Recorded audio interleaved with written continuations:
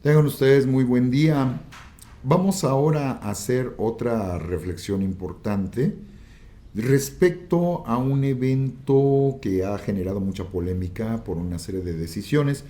tomadas por los representantes del gobierno de la Ciudad de México, encabezados por la doctora Claudia Sheinbaum, apoyado en algunos de sus asesores y asistentes y con ciertas consultas que se han hecho directamente en la Asamblea de Representantes y en los diputados locales dentro, o los asambleístas, como sería más pertinente referirlos en el caso de la Ciudad de México, en donde pequeños grupos reales, pero no totalmente representativos de lo que representa la cultura mexicana y que abocándose nada más hacia la parte central, estos pequeños grupos de pequeños colectivos de mujeres que tienen razones muy específicas para buscar su participación, pequeños colectivos de feministas, ya en una línea un poquito más clara de tendencia política y de tendencia de pleito por conseguir el respeto a sus derechos humanos y a sus peticiones desde su perspectiva de género, que es validísimo e importante que se tome en cuenta, pero que no son representativos de toda la opinión de todo el territorio, ¿sí? Y esto es peligroso,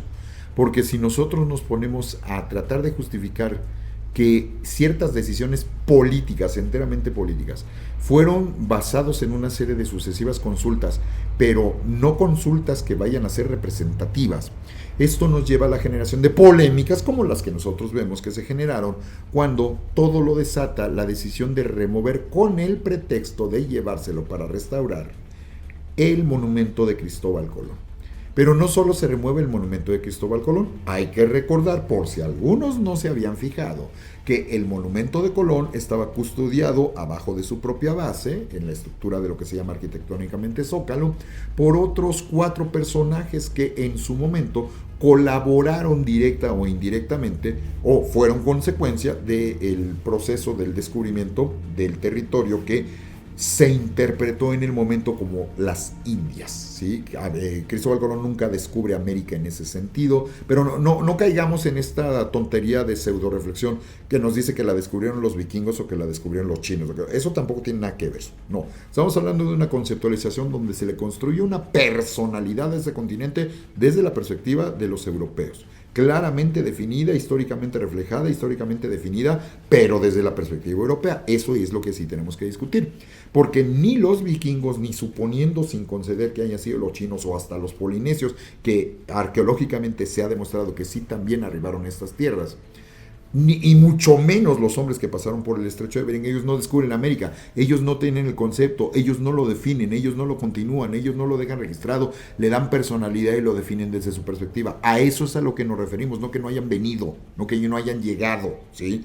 Eso es lo que marca la diferencia del evento que Colón mismo no entendió y que va a ser una sucesión de personajes a posteriori que le van a comenzar a dar sentido. Pero si nos basamos en la ignorancia y el desconocimiento, hacemos incluso hasta las descalificaciones. Me ha tocado escuchar gente que quiere descalificar hasta Amerigo Vespucci, ¿no? Cuando Amerigo Vespucci es el que dice, a ver, espérate, esto no es ni las Indias, ni China, ni Japón, esto es otro territorio, tenemos que hacer otro tipo de reflexión. Hasta el propio Amerigo Vespucci también le ha tocado, ¿no? ¿Por qué? Porque cuando tú le preguntas a la gente, a ver, dime qué fue lo que hizo, y cuándo lo hizo, y cómo lo hizo, tanto Colón como Amerigo Vespucci, como todos los que van a empezar a entrar dentro de estos procesos, y ahí, bueno, no importa quién lo haya hecho, no, bueno, eso es lo de menos, no, eso es lo de más. Pero ¿Cómo podemos entonces evaluar que estuvo bien o mal hecho si ni siquiera sabemos lo que pasó? Ese ha sido mi pleito siempre, incluso a nivel maestría o a nivel doctorado, cuando de repente nos queremos poner a hacer las reflexiones filosóficas, ontológicas, metafísicas, de lo que representan tales o cuales acontecimientos, y cuando les preguntas, ¿y qué fue lo que pasó en ese acontecimiento y cuáles fueron los detalles y los personajes de los mismos para poder hacer una reflexión a profundidad en contexto? Y ni siquiera te los pueden describir. Un ejemplo muy concreto es lo del famoso triunfo en la batalla del 5 de mayo de parte del ejército mexicano, ¿no? Y este ejemplo nos permite reflexionar cómo mucha gente, sí, Ignacio Zaragoza, sí, malditos franceses, malditos suavos, y acá las fuerzas de los Acapuastlas que les pusieron en la torre. Y cuando les dices, dime qué año fue ese 5 de mayo, no saben. La mayoría absoluta no tiene ni idea. Y cuando les preguntas qué pasó un año después, y cuando les explicas que un año después ya estaban tomando los franceses la ciudad, se desconciertan y no saben por qué entonces estamos haciendo ese festejo. Agregándole además que también por ahí, hace unos cuantos años, se empezó a conmemorar el centenario del ejército mexicano, platicando con una colega,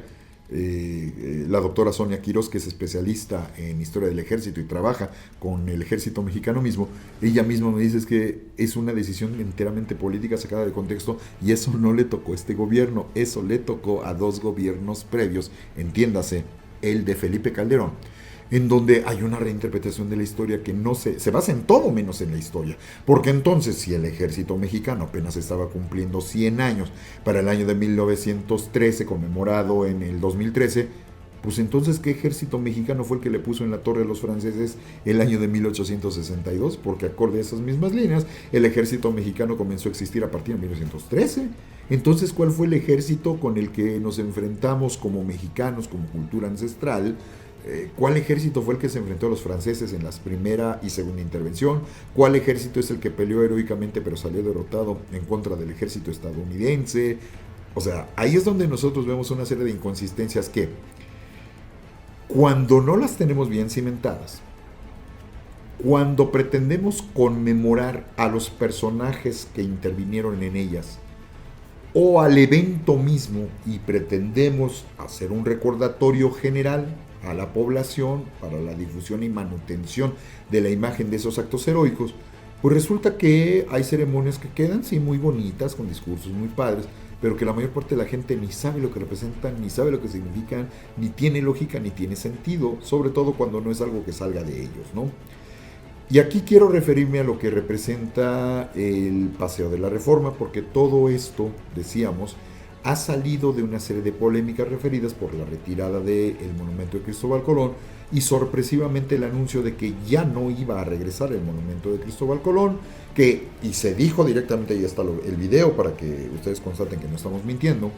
Se dijo que ese monumento de Colón se iba a trasladar ya directamente al Parque de las Américas, allá por la zona de Polanco, y que se va a colocar en su lugar una escultura de una mujer indígena,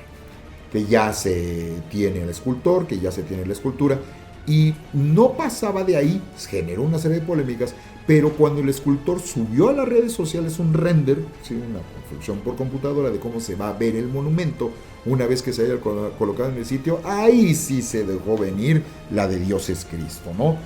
No se ve como parte de una composición estéticamente aceptable, y pues ahí se generó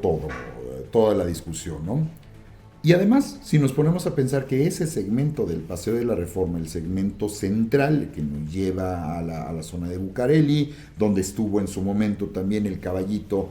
original, el de Carlos IV, que después también va a ser trasladado a otros lugares y a otros sitios, que nos habla de una ciudad que está en dinámica constante, pero que es sustituido por una imagen que hace referencia al monumento anterior, en el caso del caballito de Sebastián, ¿no?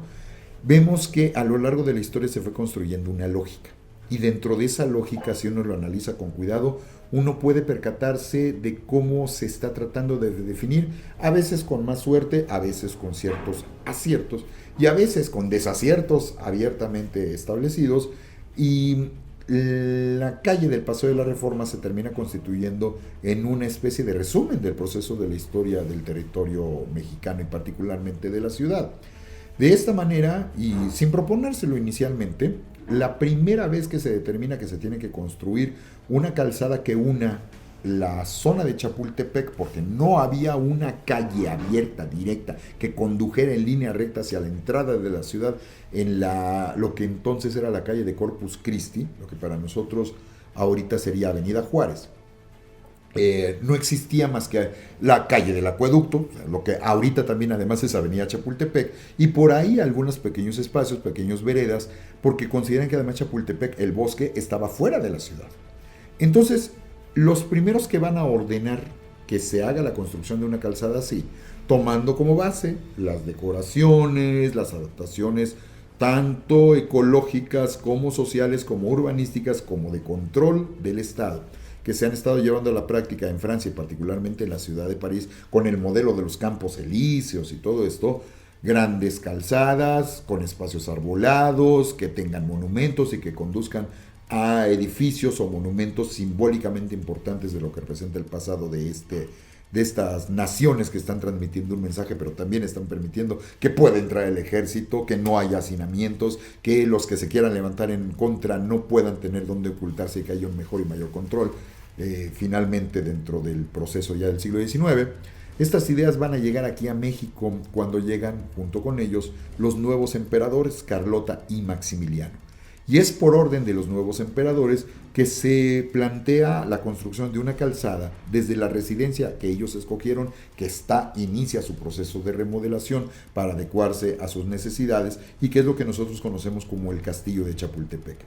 El Castillo de Chapultepec, hay que recordar que a su vez fue construido como una sede de descanso, un palacio de descanso, por los virreyes desde la época de la Nueva España.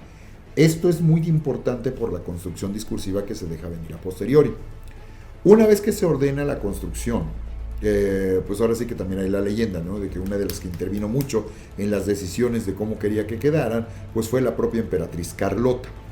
Pero nosotros sabemos que al final de cuentas, en la guerra que se dio, la Segunda Guerra de Intervención, no ganó el imperio, Carlota se va, no regresa, Maximiliano y sus fuerzas son derrotados, él es apresado, él es fusilado y triunfan las fuerzas republicanas, se establece la República restaurada. Y una vez que esto ocurre,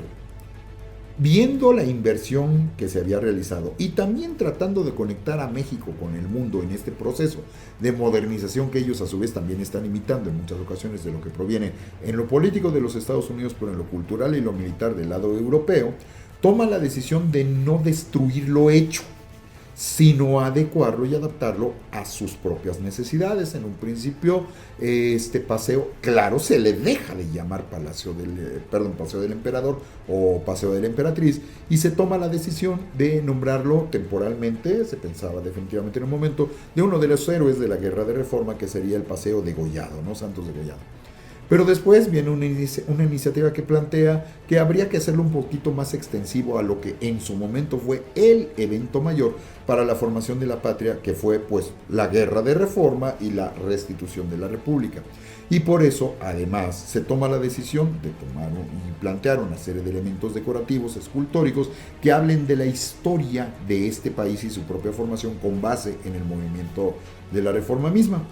Y esto nos lleva a que, ahora sí, se cambie el nombre al Paseo de la Reforma y comienza un proceso de empezar a colocar una sucesión de monumentos o proyectos de colocar andadores, más árboles representativos de la zona, etc.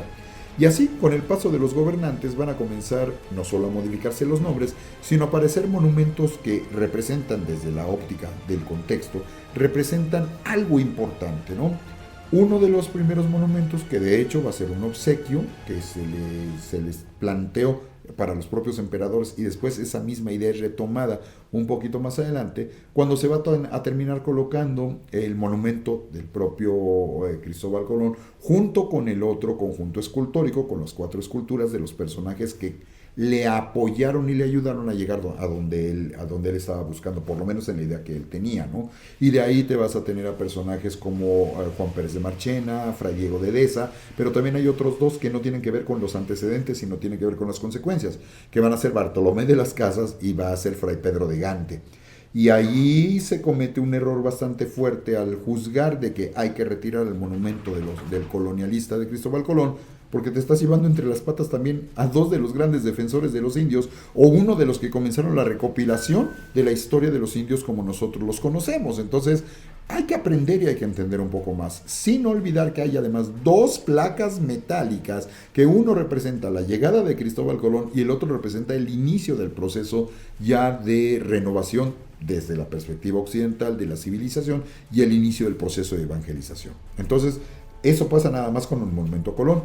pero agréguenle que posteriormente se van a venir en sucesión para ya los tiempos de Manuel González, viene la colocación del monumento a Cuauhtémoc, que es una interpretación de los liberales de lo que es el indígena Cuauhtémoc, en donde tenemos la escultura del mismo que tiene más pretensiones de presentarlo a la griega, que dentro del mundo indígena es su reinterpretación del mundo indígena, y hay dos placas en la parte de abajo también muy importantes, placas que nos hablan del momento en el que es detenido por Cortés y el momento en el que es torturado por el propio Hernán Cortés, con la famosa leyenda de dónde está oculto el tesoro de Moctezuma, ¿no? Eso es en el caso del agregado que, si se fijan, suma proceso de descubrimiento ahora con el proceso de la lucha y caída de Mexico-Tenochtitlan, y un poquito más adelante, ya en los tiempos de Porfirio Díaz, deciden colocar dos esculturas al inicio de la calzada, a la altura de lo que sería para nosotros Avenida Juárez, en la unión que va a tener que hacer la Reforma, y estas dos esculturas representarían a Itzcoatl y representarían a Huizotl, uno que es el que consigue el equivalente a la independencia de los mexicas, y el otro que es el que comienza todo este gran proceso de expansión de lo que entonces se llamaba Imperio Azteca, ¿no? Nada más que ahí vino un primer problema. Los habitantes de las nuevas zonas de la ciudad que están creciendo hacia esa región, muchos gente de alta sociedad, de la élite porfirista, que originalmente fue élite juarista, se quejaron de que estaban muy feos. Hay una crónica en un diario que nos dice: si los ve usted así como de lejitos, parecen fetitos metidos en un frasco. No es interpretación mía, es parte de lo que se quejaron los habitantes de las nuevas colonias que se estaban expandiendo, y finalmente ordenaron que se quitaran, ¿sí? Lo que empezaba a tomar la lógica de los indígenas, la llegada de los occidentales, la caída de México-Tenochtitlan, aquí se rompe porque no los quisieron los propios vecinos y los terminaron mandando en aquel momento muy lejos hasta la zona de La Viga, ¿no? Y mucho tiempo después, casi 50 años después, que se les terminó trasladando a la salida a la carretera México-Laredo, hasta que finalmente terminaron en este horroroso paradero de peceros o de camiones, en donde prácticamente ya ni siquiera se pueden apreciar, ¿no? A la altura del, claro, en la estación del metro Indios Verdes, porque se les identificó así. Nadie, si les preguntas, nadie te sabe decir quiénes son esos indios verdes, y fueron dos soberanos mexicas importantísimos, pero se les llama indios verdes porque las esculturas de bronce, cuando no se les da tratamiento, la intemperie va haciendo que se empiecen a oxidar y se ponen de color verde. Por eso se les llama así. Y para muchos habitantes de la ciudad, decir por allá por los indios verdes implica que está lejos y lo que le sigue. Entonces tenemos la lógica del caballito que está en esta unión de estas calles que marca la entrada a la ciudad. El caballito, la escultura que hizo Manuel Tolsá a favor del rey Carlos III, que habla del proceso virreinal, que fue construida en aquellas y colocada allí en aquellas épocas, que logró sobrevivir a los enojos y las molestias y se convirtió ya en un símbolo de la ciudad hasta que fue removido de allí, hasta el año de 1979, para que no siguiera contaminándose y pudiera ser apreciado con calma por la gente que quisiera hacerlo. Y se encuentra ahora en la Plaza Manuel Tolsá, enfrente de la Escuela Nacional de Ingenieros, y en lo que es ahorita el Museo Nacional de Historia, ¿no? Ahí podemos apreciarlo. Y también hay otra historia que ya más adelante platicaremos con respecto a su restauración. Entonces tenemos la lógica del mundo virreinal, el mundo descubierto por los europeos, desde la perspectiva de los europeos, la caída de México-Tenochtitlan, la defensa de México-Tenochtitlan con el monumento a Cuauhtémoc desde la interpretación liberal, es el recordar a los indios buenos, sí, pero los indios buenos los que eran de otras épocas, porque despreciaban a los indios de época contemporánea, mientras estos no se incorporaran al modelo y al sistema. Pues ahí está Benito Juárez para atestiguar esto mismo, ¿no? Más adelante, ya para la época porfiriana, en el final, cuando venía el centenario del inicio de la independencia, pues el monumento más grande y representativo que vamos a tener, el de mayor altura, que malamente, equivocadamente conocemos con el nombre del Ángel de la Independencia, porque en realidad es una victoria alada, pero la Vox Populi, figura humana con alas en automático, una visión muy del mundo religioso, en automático es un ángel, ¿no? Cuando hay evidentes características femeninas, y si conocemos un poquito de arte griego, sabemos que es una representación de la diosa de la victoria, de la diosa Nike, y que es parte de un conjunto escultórico, porque ella es la que corona el monumento, y así lo dice su propio escultor el día de la inauguración, el 16 de septiembre de 1910, don Antonio Rivas Mercado, la victoria alada que corona mi monumento. Pero es un conjunto escultórico, abajo de la representación simbólica de un león, las representaciones simbólicas de fachis romanas, un niño que conduce al león, que es tierno en la paz y fiero en el combate, a eso es a lo que se refiere. Por supuesto, el conjunto escultórico, en cuya parte central vemos a Miguel Hidalgo, y ahí la descripción te dice, la figura de Miguel Hidalgo que voltea a ver hacia la ciudad, y que muchas personas cuando les damos la explicación, pues ¿cómo que viendo a la ciudad? Pues si está dentro de la ciudad, no está viendo la ciudad. Y ese es un ejemplo muy claro de cómo todavía para el año de 1910 la calzada, lo que es la Avenida Reforma, estaba fuera de la ciudad.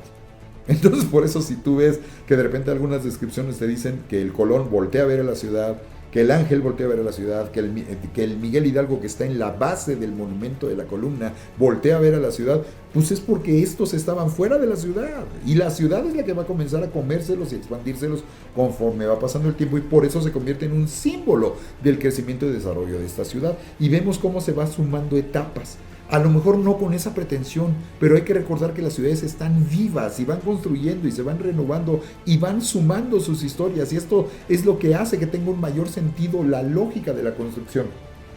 de esta avenida Paseo de la Reforma. Y para los tiempos del general Manuel Ávila Camacho había otra glorieta más previa ya para llegar al castillo de Chapultepec y al bosque de Chapultepec, y que decidió que se colocara allí una fuente, y para ello planearon y decidieron junto con el escultor Fernando Laguibel, tomaron la decisión de hacer un monumento que represente a la nación mexicana, a la belleza mexicana, pero si vamos a tomar un modelo, decidieron que fuera una mujer, que fuera como una especie de diosa griega, esa es la idea general que tenía el general Ávila Camacho, pero que fuera muy mexicana, ¿no? Y esto nos muestra cómo también ya hay una serie de polémicas desde aquel entonces, porque el acuerdo fue efectivamente conseguir una modelo, consiguieron una joven que trabajaba muy chavita como secretaria allá en Petróleos Mexicanos, Elvia Martínez Verdalles, ahorita ya sabemos y conocemos su historia, que es interesantísima. Y el problema es que ellos toman como base agarrar su cuerpo para plasmar lo que sería un modelo griego, de una deidad griega, ¿no? Pero interpretada desde el cuerpo de una mexicana. Y en este caso el resultado fue esta imagen, que es pues una representación de la diosa griega de la casa, que va a ser Diana, la diosa Diana. Pero el problema va a ser que cuando develaron, se hizo toda la ceremonia, estuvo presente el entonces regente Javier Rojo Gómez, estuvo presente el propio presidente de la República junto con su esposa, develan la imagen, bravo, bravo, muchos aplausos, pero la que se enojó fue la esposa del presidente, doña Soledad Orozco de Ávila Camacho. ¿Por qué? Porque la escultura representa a una mujer desnuda, pero no solo desnuda, ve los volúmenes que se carga. Eso fue lo que le molestó más, porque ella pertenecía a una organización de mujeres de la sociedad conservadora de aquellas épocas, que pues les llevaba a enlazarse con gente como las Damas Católicas o con la Legión de la Decencia, ¿no? Con la Liga de la Decencia, como la conocemos nosotros, grupos de sociedades que no, ni son priistas, ni son panistas. La sociedad era así en aquella época. Y esto llevó a que ella se molestara mucho y le ordenaron al regente, y el presidente tuvo que conceder, que no puede estar completamente desnuda en medio de la calle porque va a generar accidentes, porque los hombres por estar volteándola a ver van a terminar chocando. Hasta eso se llegó a decir. Y ordenaron que le pusieran una especie como de entrepañal y taparrabos. Le tuvieron que cubrir el pubis y el trasero, literalmente. Y tiempo después viene el terremoto del 57, resultó afectada en la base, tuvieron que removerla para hacerle la renovación junto con el Ángel. Recuerden, el Ángel, como le llamamos habitualmente Ángel de la Independencia, pues se cayó, ¿no? Tuvieron que volver a hacer otro. Y al momento de que van a reponerle en su sitio, resulta que pues ya llegamos a los 60. Y en los 60 pues ya se había designado a México como sede de los Juegos Olímpicos. Y la idea que tenía el nuevo regente, el señor Corona del Rosal, antes de que llegara la inauguración de los Juegos Olímpicos, es pues se van a dar cuenta que tiene como un adosamiento que no viene al caso, ¿no? Ese como pañal o taparrabos, y le preguntó al escultor que aún vivía si podía quitárselos. Y pues eso quería el escultor, ¿no? Él le había puesto nada más 3 puntos en la fundición para que quedara pegado, pero así como se le ponen, pues también los podemos retirar, nada más que le quedaron las marcas, y esto ya no la hacía tan bonita. Al momento de pulimentarla, al momento de renovarla, pues sí se veía que estaban las 3 marcas, y le volvió a preguntar el general Corona del Rosal qué posibilidades habría de, si de pura casualidad usted no tiene aún el molde, de poder hacer otra. Eh, eh, la decisión final se basó en el hecho de que le dijo, sí, sí tengo todavía el molde, los recursos económicos, pues por si que los paga el Departamento del Distrito Federal, se hace una nueva escultura, esa es la que termina puesta, pero ¿y ahora qué pasa con la antigua? Y le pregunta el general Corona del Rosal a Olaguibel, ¿y qué va a hacer usted con esta escultura que ya no vamos a colocar? Bueno, pues no sé, a lo mejor la fundo, no sé si alguien me la quiera comprar, etcétera. Y Corona del Rosal le dijo, órale, yo se la compro de mi bolsa, yo se la pago a usted. Y ahora sí que fue una transacción en la que no hubo ninguna tranza, ¿sí? Nadie se engañó, nadie se le vio la cara, lo pagó con su dinero. Y una vez que la escultura ya es de él, pues, ¿qué va a hacer con ella? Decidió llevársela a su pueblo. Y hay que recordar que el general Corona del Rosal, él era originario del estado de Hidalgo, de un pueblo llamado Ixmiquilpan, donde tienen una barbacoa riquísima y hay un precioso monumento histórico que es un convento del siglo XVI que tiene murales del siglo XVI. Decidió llevársela para allá y allá colocaron la escultura y pues se convirtió en una atracción turística, si quieren secundaria, pero si ustedes llegan a ir a Ixmiquilpan y ven una imagen de una Diana Cazadora y dicen, oye, esta se parece a la que está allá en el Paseo de la Reforma, no, no se parece, esa es la original. Y otra cosa también muy interesante que se va a suscitar en ese mismo sentido. El nombre original de la estatua era la flechadora de la Estrella del Norte. No le habían puesto el nombre de Diana. Pero la voz popular, se preguntaban, ¿y quién es esa flechadora de la Estrella del Norte? Ay, es que el mito griego dice que la diosa Diana, ¿no? Y la Vox Populi fue la que le terminó poniendo el nombre de Diana. Cuando le preguntaron al escultor, oiga, ¿y usted qué opina de lo que está haciendo el pueblo? Dijo, pues, eso significa que lo están aceptando y así la quieren llamar, así se le queda, ¿no? Eso fue todo parte de una serie de agregados, de sumas, de acuerdos, de peticiones en donde la gente participaba.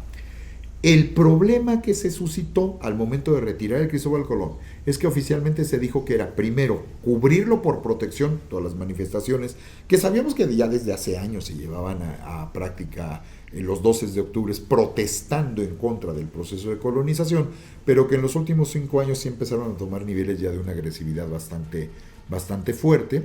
Y que pues es válido que se diga, ¿sabes qué? Por protección la vamos a pasar a un museo, la vamos a poner en un espacio secundario, no pasa nada si se discute y se dice esto abiertamente, no pasa nada, así como pasó con los indios verdes, así como se removió en su momento el caballito, pero avisando de dónde van a quedar, cuáles son las condiciones y que además es un comité el que lo avala. Porque recuerden que estos son monumentos históricos y son monumentos nacionales. No puede ser el capricho de un gobernante basado en la decisión de pequeños grupos sin hacer un sondeo representativo general.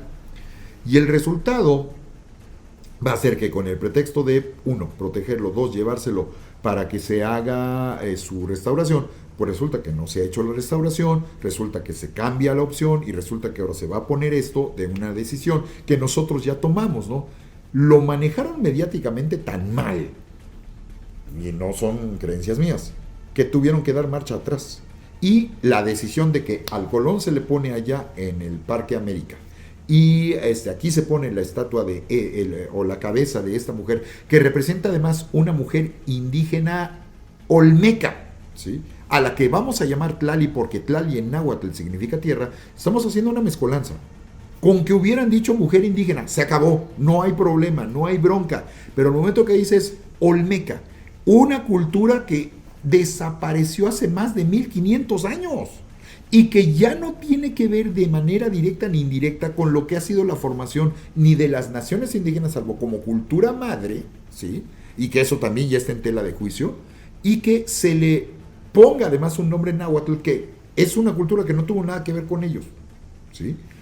Aquí se vale hacer la integración. El problema es cuando se toman una serie de decisiones en donde además hay una serie de pretensiones políticas por quedar bien con ciertos grupos y quitarles herramientas de reclamos a otros grupos aún mayoritarios y que claramente se han manifestado tanto en contra del gobierno de la Ciudad de México como en contra del gobierno federal por ciertas decisiones que tienen que ver con la inseguridad y particularmente la inseguridad con las mujeres, ¿no? Entonces esta polémica sí queda inserta dentro de esta situación de una ciudad que está viva, una ciudad que crece, una ciudad que se modifica. Eso lo podemos entender. El problema es cuando se le da este giro político y cuando se dan justificaciones sin hacer análisis ni estudios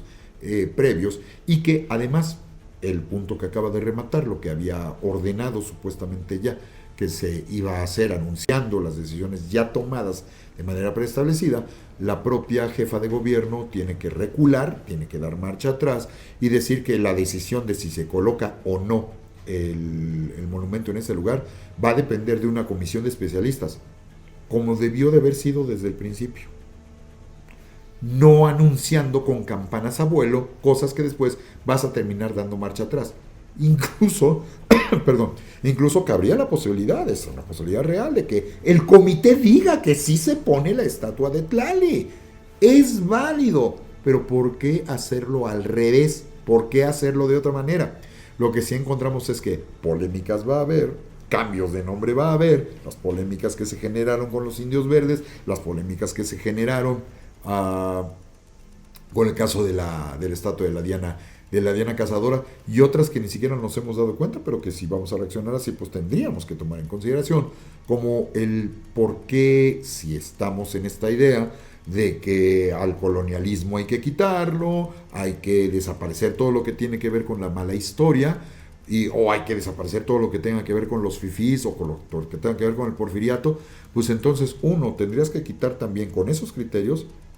que no nos extrañe que al rato nos digan que van a quitar el monumento a la independencia porque lo mandó a hacer Porfirio Díaz. Como también puedes ordenar que se quite, que no la mencione porque quedó en un espacio un poquito más secundario y además no se volvió representativo. Es un ejemplo que un gastadero de dinero que no tuvo lógica ni sentido, esta que popularmente se conoce como la suavicrema, ¿no? El monumento al bicentenario que no aportó absolutamente nada, que incluso se terminó haciendo para proyectar mensajes de Twitter y que no tuvo para nada representación, ¿no? Polémica siempre va a haber, pero la justificación y sobre todo la presentación del por qué se toman esas decisiones y cómo se está haciendo uso de los recursos, que recordemos no son del gobierno. Cada vez que se diga recurso del gobierno, son recursos nuestros. El gobierno no tiene dinero propio. Y esto es un elemento fundamental que nosotros debemos de tener bien presente para cada vez que hagamos estos estudios y estos análisis de lo que representa el crecimiento y desarrollo de las ciudades, pero no puedes dejar de preguntar, ni puedes como gobierno dejar de las cuentas perfectamente claras para que no se generen polémicas o tengan un menor impacto conforme va pasando el tiempo. Que tengan ustedes muy buena tarde.